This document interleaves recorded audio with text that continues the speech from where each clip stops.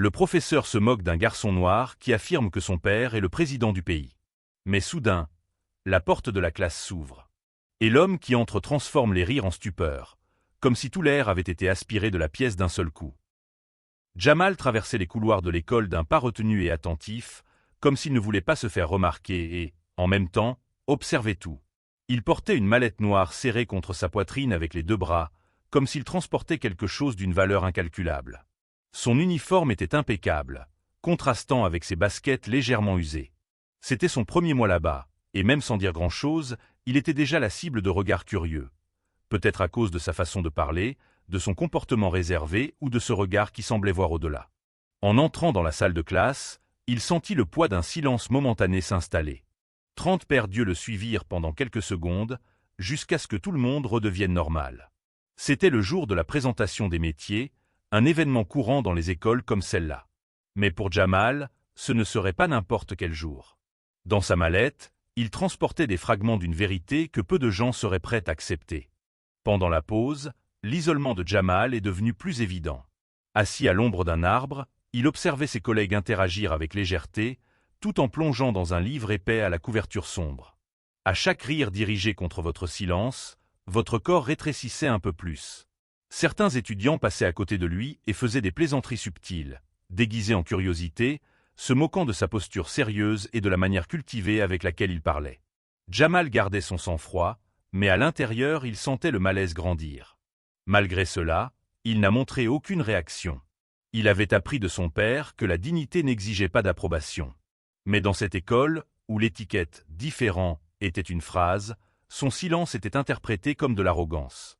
La mallette, toujours près de sa poitrine, semblait désormais peser davantage à chaque pas. De retour en classe, les élèves ont commencé à présenter les métiers de leurs parents. Tour à tour, ils ont parlé avec enthousiasme de métiers communs et familiers.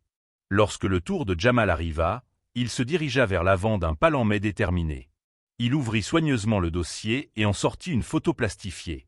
L'image montrait un homme en position de leadership, entouré de symboles du pouvoir national. Il y eut une brève pause dans la pièce, suivie de réactions retenues, regards suspicieux, murmures étouffés, expressions d'incrédulité. L'image et l'explication de Jamal semblaient entrer en conflit avec ce qu'il s'attendait à entendre. Pour beaucoup, cela semblait fantaisiste, exagéré, voire impossible. L'idée que ce garçon à la peau foncée, qui parlait à peine aux autres, puisse être le fils de la personnalité la plus puissante du pays, était quelque chose que certains refusaient tout simplement d'accepter. L'incrédulité prenait la forme de sourires forcés, de rires nerveux et de regards échangés. Le professeur n'a pas caché son scepticisme et a adopté une attitude qui frôlait la moquerie, transformant l'instant en une sorte de spectacle silencieux.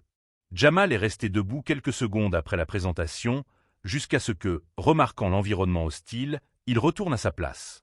Il s'assit lentement, comme s'il reculait devant un mur invisible.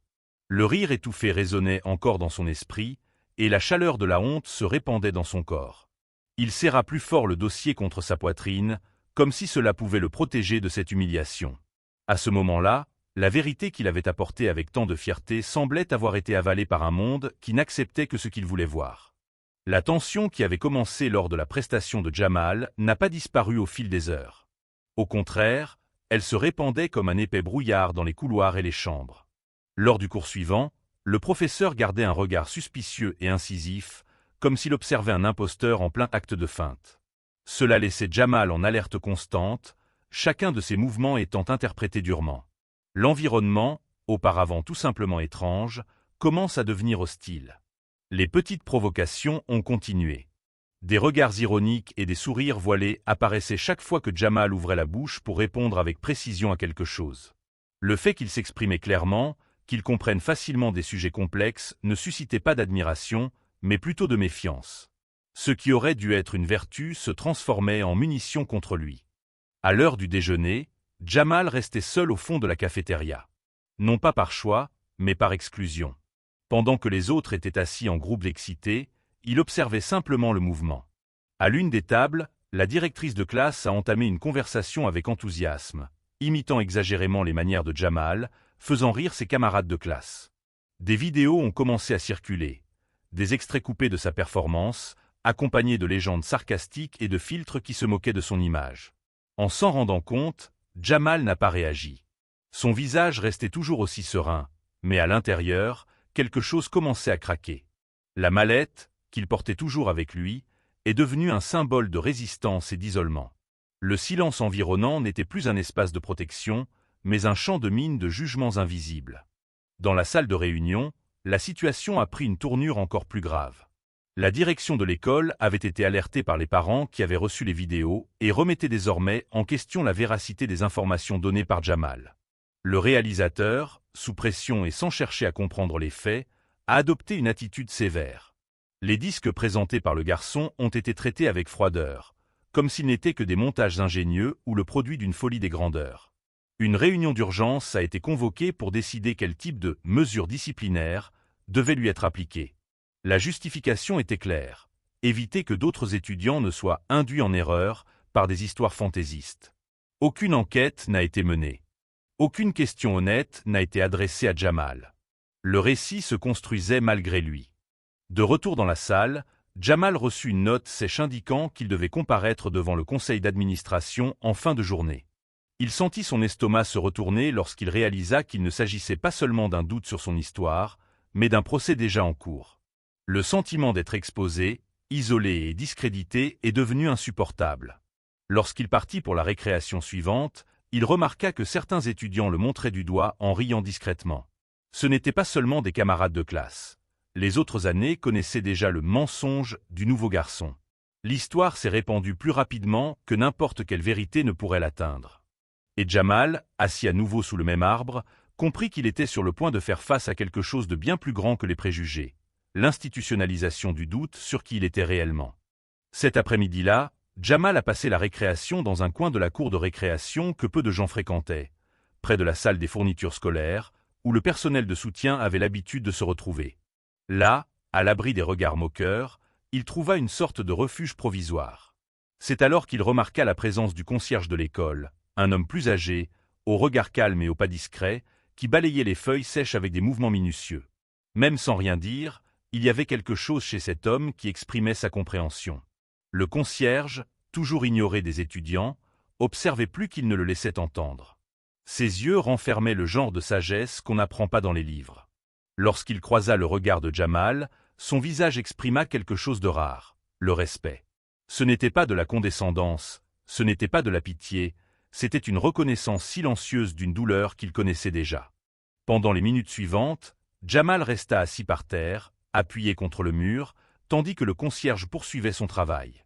À un moment donné, il a sorti de sa mallette une lettre pliée, écrite à la main avec une écriture précise. Il regarda l'enveloppe pendant de longues secondes, hésitant, avant de se lever et de tendre le papier à l'homme. Aucun mot n'a été échangé, juste un geste retenu, plein de sens. Le gardien prit la lettre avec respect, comme s'il recevait une mission importante.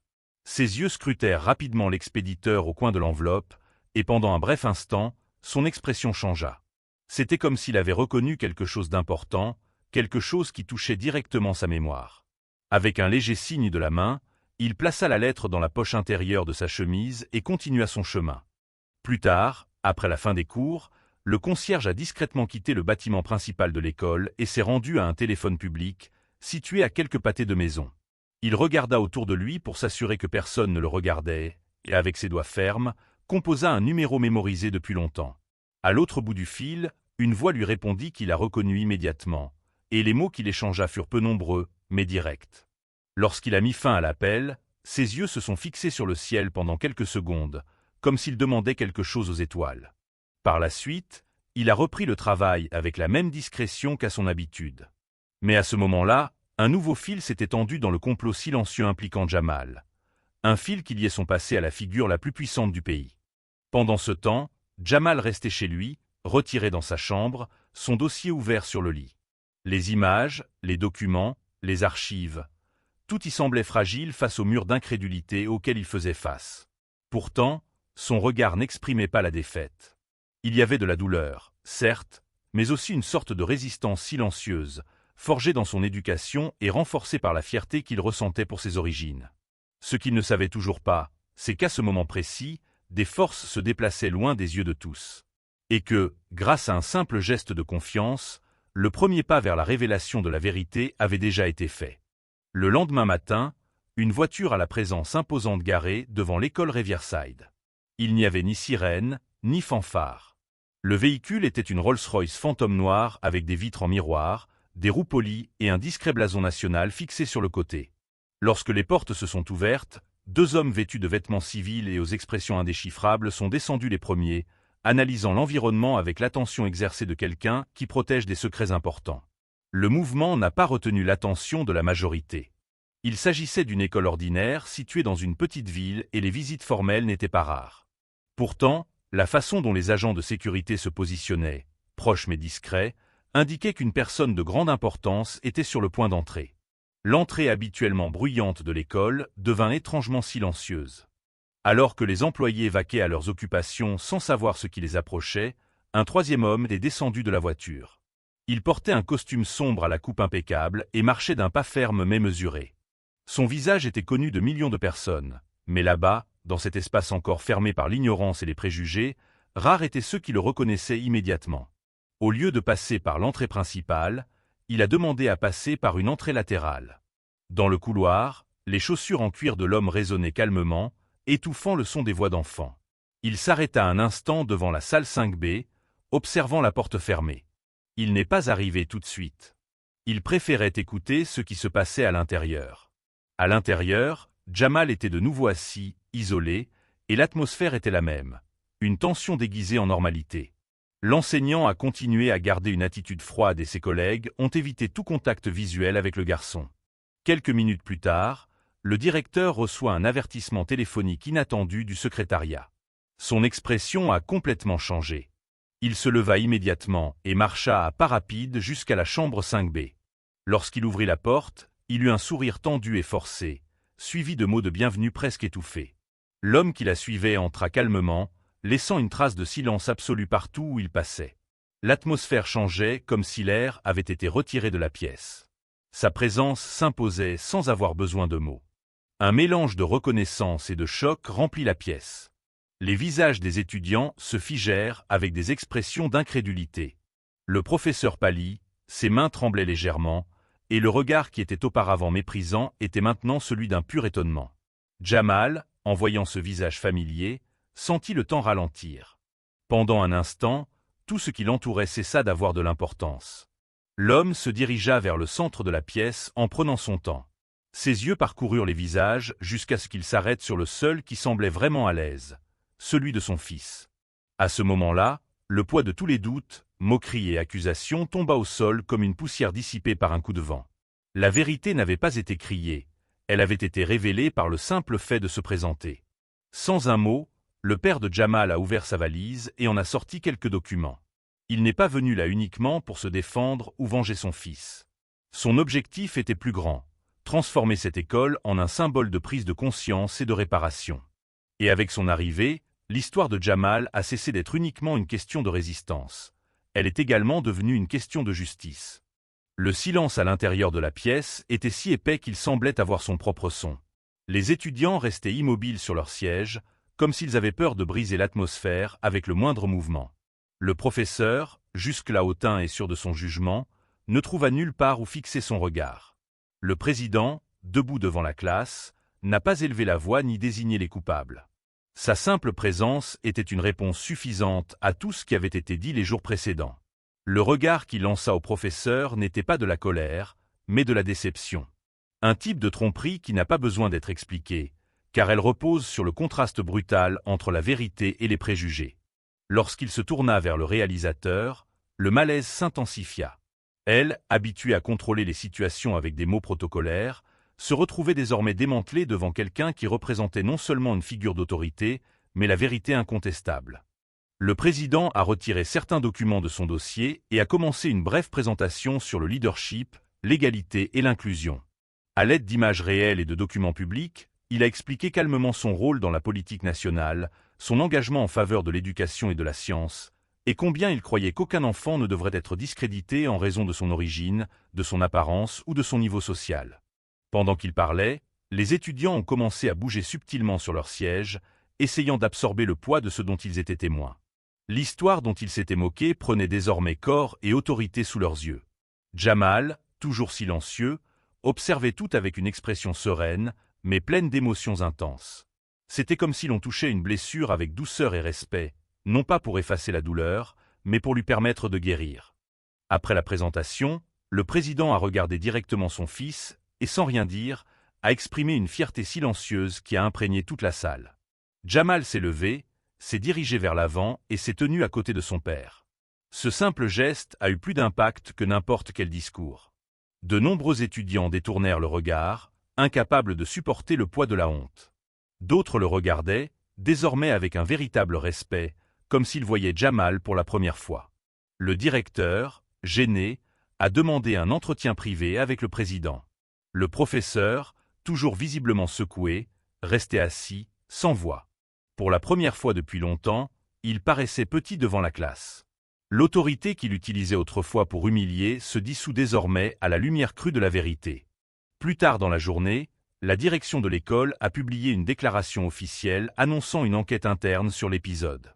La pression sociale et politique était inévitable. Les parents, les enseignants et même les autorités extérieures ont exigé des éclaircissements. L'affaire s'est propagée au-delà des murs de l'école et a déjà eu des répercussions sur les réseaux sociaux et dans l'actualité. Mais Jamal ne cherchait ni punition ni scandale. Il se concentrait sur quelque chose de plus grand, s'assurer que personne d'autre n'ait à vivre ce qu'il a vécu. Le moment d'exposition avait été douloureux, mais aussi révélateur. Il avait résisté au poids des préjugés et, avec le soutien silencieux de ceux qui comptaient le plus, commençait à transformer sa douleur en but. Dans les jours qui ont suivi l'épisode, l'école a connu un changement silencieux mais profond. Des réunions extraordinaires ont été convoquées, des formations d'urgence sur l'inclusion ont commencé à être préparées et des visages auparavant indifférents évitaient désormais de croiser celui de Jamal. Mais il ne cherchait pas à se venger et ne paraissait pas supérieur. Son comportement restait calme, centré, et peu à peu, cela désarmait même les regards les plus hostiles. Lors d'une des réunions avec le conseil d'administration, Jamal a proposé quelque chose d'inhabituel. La création d'un programme étudiant visant à valoriser la diversité avec des conférences, des ateliers et du mentorat entre étudiants. La proposition, accueillie avec surprise, trouva rapidement des soutiens. Inspiré par son expérience, il a voulu offrir aux autres enfants un espace où la vérité n'était pas discréditée par l'apparence ou l'origine, mais reconnue par le mérite et la dignité. Quelques semaines plus tard, le président est revenu à l'école pour annoncer officiellement la création du programme national Racines du futur. Une initiative inspirée par son fils et destinée aux écoles de tout le pays. La cérémonie était simple, mais pleine d'émotion. Jamal se tenait aux côtés de son père, non pas comme le fils de l'homme le plus puissant du pays, mais comme le garçon qui faisait face à une pièce entière avec la vérité dans la poitrine. L'étudiant qui avait mené les moqueries s'est approché de Jamal après l'événement. Son visage autrefois arrogant portait désormais un poids visible de regret. Bien qu'elle n'ait pas eu le courage de lui faire face directement, elle lui tendit la main avec hésitation dans un geste silencieux d'excuse. Jamal répondit avec un léger signe de la main. Le pardon n'avait pas toujours besoin d'être déclaré. Il suffisait parfois d'avancer avec conscience et respect. Petit à petit, le nom de Jamal a commencé à être mentionné dans d'autres écoles, lors d'événements pour les jeunes et de forums éducatifs. Non pas comme une célébrité, mais comme un symbole de persévérance.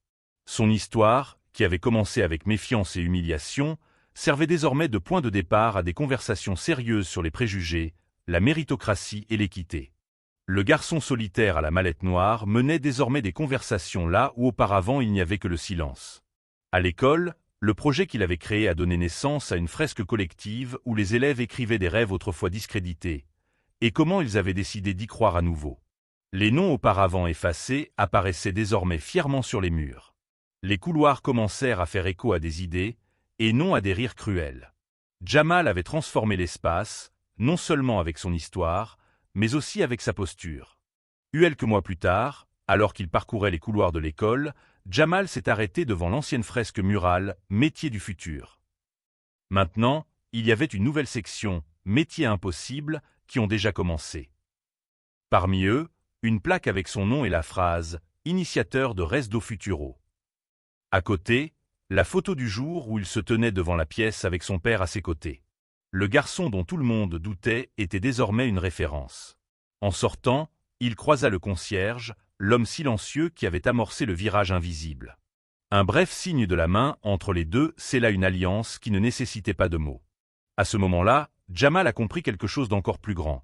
Parfois, la force qui change le monde commence par un geste discret, une foi silencieuse et le courage de s'accrocher à une vérité, même lorsque le monde entier insiste pour la qualifier de mensonge. Pour ne pas manquer la prochaine histoire émouvante, abonne-toi à la chaîne et à bientôt.